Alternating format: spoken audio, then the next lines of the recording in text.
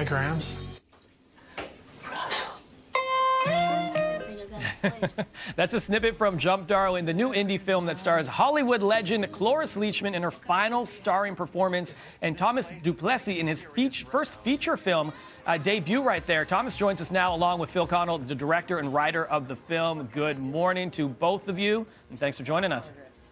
Hi, thanks for having us. Good morning. I'm great, thank you. And that opening scene right there, Phil, right away, I want to get your take on that because you filmed it a little bit differently because that was Thomas's first time meeting Cloris, right?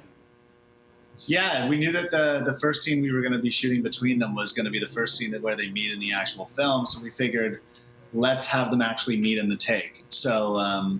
So yeah, they met for the first time when they actually shot the scene, and it was only after we called cut that we kind of let the two of them come together and go and actually sort of say hello and meet each other as co-stars. It was kind of magic. You cut the tension with a knife on set. That's it. And Thomas, I want to get you in a quick second here, but Phil, let's just give everybody a quick background on the film and the story. Yeah, so this is about a rookie drag queen and his grandmother who lives in Prince Edward County. It's kind of about how they come together and leave each other. It's a classic family drama with this kind of juicy city versus country queer story mixed in. And yeah, great, awesome soundtrack. It's kind of a little something for everyone. Yeah, and Thomas, there is something for everybody. As I mentioned, I got a chance to see this on Sunday, and the film is so great. And you are amazing in this. This is your debut in a feature film, and working alongside Cloris Leachman in her final one. That scene we saw right there in that meeting, what was that experience like for you? Oh, it was really nerve-wracking. I mean, I had my back to her, and it was, a few seconds before they called action that I really clued in what Phil was trying to set up, and my heart was beating out of my chest the whole time. But as soon as I swung around and we started doing the scene, it was just like working with kind of any other actor. She's such a pro, and she kind of put everybody at ease pretty quickly. Yeah, and you see, there was a photo I saw in one of the newspapers. I want to say it was in Picton, but Phil, you're holding Cloris's hand. And you could just tell the closeness. It's the entire cast outside one of the barns there. I think it's the Red Barns. And the entire cast just together and holding her hand. What was she like to work with on set with everybody off camera? Right. I mean, she was both a total rascal and a total pro. So, the sort of the playfulness of Cloris Leachman, her legendary playfulness, was very much something she brought to the set personally. So we had a ton of fun with her. We had a lot of intimate, close moments with her.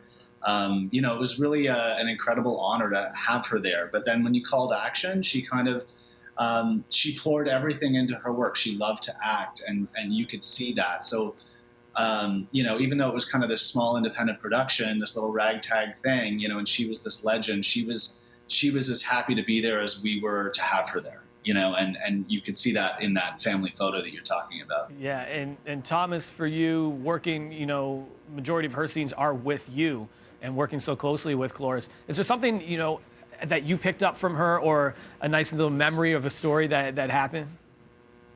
Yeah, I mean, what I would take away probably is, she kind of embodied taking the work seriously, but not yourself. So I'm really going to take that away with me. But yeah, in terms of spending time with her, I mean, even just having dinner, she would spit the corn at me from across the table, or swing the spaghetti out of her mouth at you. She was always fooling around and trying to make you laugh, and we were always pulling at each other. Yeah, and it's you did say that she got a chance to see this before she passed away, right, Phil? Yeah, so before we, about a few weeks before we screened the film to our first premiere screening at Inside Out in October, we did a private screening for Thomas, and we sent a link to Cloris to watch it at the same time, and then we had kind of a FaceTime call afterwards to chat about the film. So we're so grateful that, we had that moment to chat with her about the film, and that we know that she saw it. Of course, she joked around that she looked so old. But, of course, we made her look older, for the film. That's it. This film is great. It's about family. It's about finding yourself, and it's about love, which the two of you found on this set as well. Congrats on that. Love seeing the two of you in one room at this time as well. Jump Darling out on Apple, Google Play, and video on demand today. Phil, Thomas, thank you both, and congrats again. Thank you so much for having us. No problem. Tracy Moore and her daughter Eva are coming up next to tell us about Sick Kids Because Someone Gave campaign and the importance of becoming a monthly donor. We'll speak with both of them after the break.